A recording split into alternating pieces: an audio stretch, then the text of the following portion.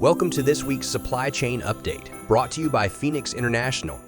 As we wrap up another incredible year, we want to take a moment to thank you for your continued support and partnership. Wishing you and your loved ones a joyful holiday season and a happy, prosperous new year. This will be our final update for the year, and we're excited to reconnect with you in 2025 with more insights and updates.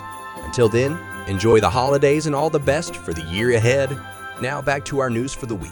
Trans-Pacific freight rates rose in December due to strike concerns and pre-holiday demand. Rates increased 10% for Asia to U.S. West Coast and 13% for East Coast routes, while Asia-Europe rates slightly declined. Port congestion at major Asian hubs intensified due to high volumes and global rerouting linked to the Red Sea crisis and Lunar New Year preparations. CMA CGM introduced a new ODX service to Ukraine, servicing Odessa port with 2 vessels. It joins MSC and Italy's feeders, which operate via Chornomorsk port. Earlier, Hapag-Lloyd, MSC, and Maersk resumed Ukraine services, marking the gradual reactivation of shipping routes in the region. In response to potential U.S. East and Gulf Coast port disruptions, Hapag-Lloyd announced 2 surcharges effective January 2025.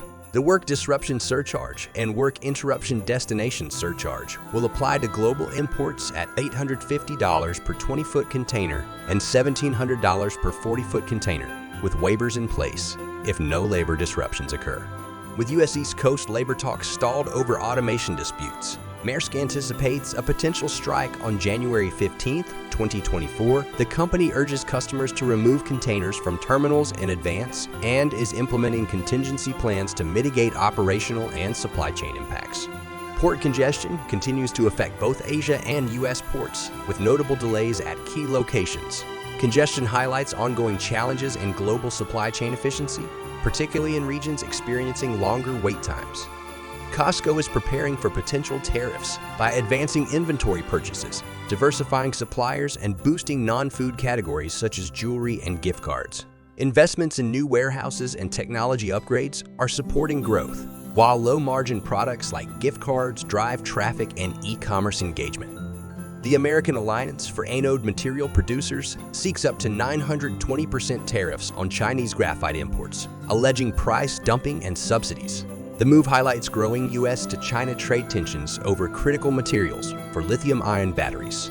Preliminary tariffs could take effect soon, but experts caution about potential negative impacts on domestic industries. Gulf Coast ports reported strong growth in 2024, with the Port of Houston leading with a 9.3% rise in containerized imports.